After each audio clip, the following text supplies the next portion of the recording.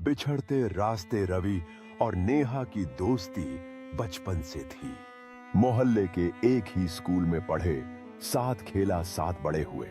रवि हमेशा से चुपचाप संजीदा किस्म का लड़का था और नेहा उसके ठीक उलट, खिलखिलाती, बातूनी, हर पल जिंदगी को जीने वाली।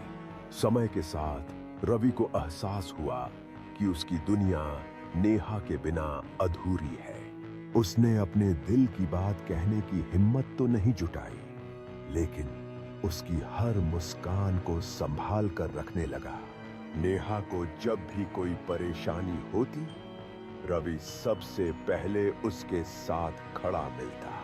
फिर एक दिन नेहा ने बताया कि उसके घर वाले उसकी शादी तय कर चुके हैं।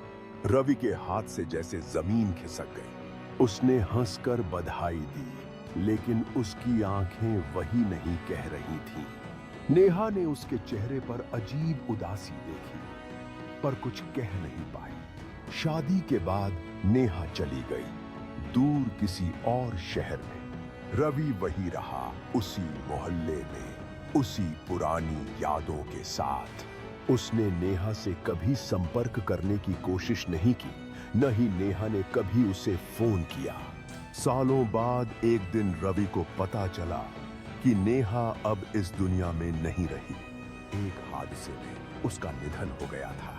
वह उसके शहर पहुंचा, लेकिन वहां उसकी पहचान का कोई नहीं था।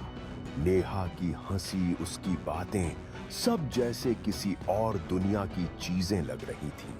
उसने चुपचाप उसकी कब्र पर एक गुलाब रखा और बुदबुदाया, काश उस दिन मैं तुमसे कह दे